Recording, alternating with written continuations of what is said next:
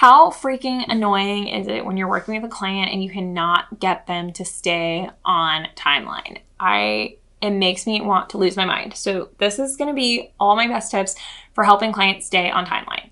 I'm a wedding invitation designer, so I'm going to talk about this from kind of a wedding perspective. And the one good thing about that is we have an end date. We often have a final timeline that they have to send their invitations or they have to get their day of stationery by.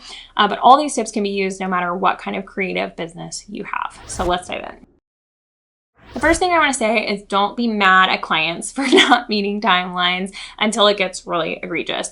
You want to pad your timelines so that clients really do have time to do things in a slightly leisurely manner. We don't want this to feel like homework. We don't want it to feel stressful for them. We don't want it to feel like we're demanding all this hard work of them or stressing them out. So especially when they're doing wedding planning, make it a little bit easy, preempt those timelines and make sure you pad them a little bit so they have time to reach out to all the people that are involved, reach out to their guests for all their addresses, check with their mother-in-law to make sure the venue's okay, all of those things that they need to do. We don't want it to feel like we are their boss and we're demanding a bunch of crap from them. So the first thing you should do to make sure they stay on their timeline is put everything in your contract.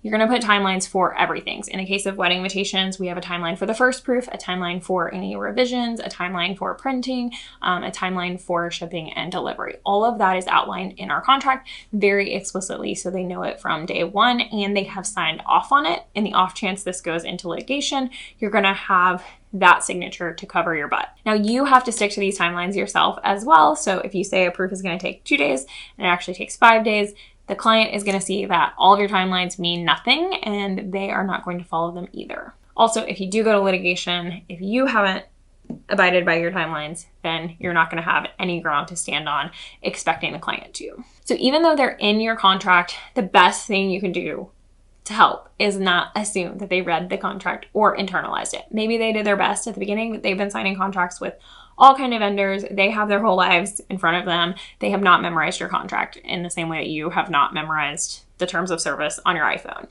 So remind them whenever it is applicable. Whenever you send a proof, you can say, hey, according to our timeline, you should respond to this proof within 3 business days. And the next proof will come 3 business days after that, for instance. So always just reiterate those every chance you get throughout the process. Next, you want to preempt any issues. So it's fine to send a proof and say you have 3 days to review it, but if you can preempt that a little bit, then it's going to be extra helpful. So you can say, here is our first round of proofs. You have 3 business days to fill this out to stick to our normal timeline.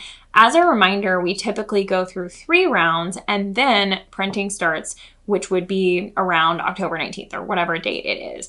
So if you can kind of take the next step in addition to reminding them, then it's going to help reiterate all those processes. And then when October 19th comes around and they haven't submitted something, it's not surprising to them that they are now past timeline. One of the best ways I do this as a wedding stationer is with my address list. Address lists are the bane of my existence, and I really judged all of my clients for taking so long to get these filled out until I was a bride myself and everyone moved. I also got married during COVID, so that didn't help, but everyone moved. Everyone was slow to respond. There's one of my husband's friends that we 4 years later have still never gotten his new address from.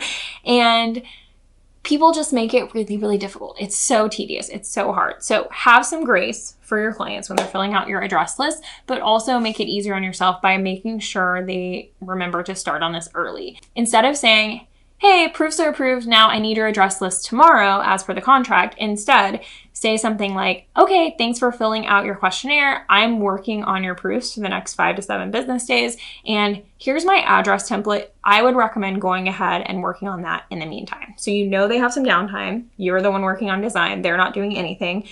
Remind them to go ahead and work on that. I also have my address template linked on every single proof so that they get 4 or 5 different reminders of filling that out, when that's due. They're always going to see it, and it's just really easy on them because it's linked right there. So then what happens as you're getting closer and closer and closer to the date and it's becoming more and more and more impossible?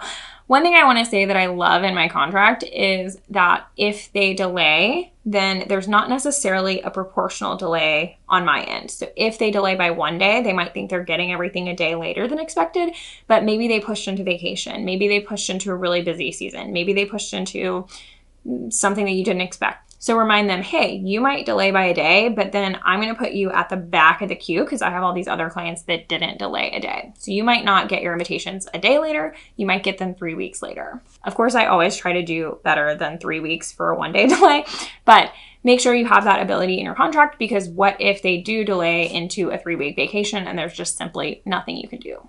And then of course you can add late and rush fees. These are not always necessary. If someone is 1 day late and you haven't worked on anything and it's not a big deal, you don't necessarily have to charge a late or rush fee if you don't want to. If you're working with a planner that you work with all the time and they're a little bit late, you don't necessarily have to charge that fee. Giving yourself the leeway in your contract to charge that fee if you need to is really helpful, but you can also keep it flexible. So you don't have to list a specific late fee. You can list a starting at 5% of the project cost. You can list a starting at $50. You don't even have to list a starting at. You can just say, late fees might incur. Most of the time, clients are really understanding of this, but not if it's a surprise to them. If they haven't been reminded of the timeline throughout, if you haven't preempted some of the timing issues and all of a sudden you hit them with a late fee, then that's a little bit, it's a little disrespectful of you. If you're assuming that they read the contract 6 months ago, memorized it, and remembered all of those dates and put them on the calendar, then that's a little presumptuous. And I can promise you, people are not doing that. So give them a little bit of help here and don't just apply a late fee when you haven't given them any warning. However, you can give a million warnings and people are still going to be late sometimes. So that's where those fees can come in handy. And a big thing that I like is not to only give the fee of faster shipping, etc., but also make sure I'm getting a fee for the chaos that it's bringing into my life. So if someone's coming to me with, hey, I need this in a month, and it would usually take 3 months, then that's a good bit of chaos I have to bring into my life. And there is a dollar amount that will probably make it worth it, but that might change based on the job. So that's where that flexibility in your contract can really come in handy. Another thing that's helpful with late and rush fees is to change them by the day, by the week, etc. So you want them to continue to build over time, so that the more late they are and the more chaos it brings into your life, the more money you're getting for that. I would also advise not sending any product until they've fully completed everything, fully paid, etc. No matter what timeline it is that they're not sticking to, don't send product until they get the full project complete. So this can really help with sticking to timelines, especially if there's an event coming up, like a wedding. If they don't send the guest list, then I simply can't work on their escort cards, table numbers, seating chart, whatever it is. So it's really easy to just say, hey, if you don't get this to me by at least minimum a week before the wedding, then there's absolutely nothing I can do. And even if you get it to me then, there's going to be all these rush charges. So relying on the timeline of the event and just referring back to the timeline, hey, you can't get your stuff until this day now that you have delayed so far. That can really help you just encourage them to stay on timeline. And lastly, just for your mental health, try to keep your emotion out of it. I have had so many clients reach out and need something immediately. This is a rush. I need it next week. I bust my butt to get that completed on time, and then I don't hear feedback from them for 6 days. And they end up being totally fine with an overnight rush fee or something. So I'm not saying don't rush when they ask you to rush or when they're paying you to rush. Do what you can. However, don't make it your emergency just because it feels like their emergency.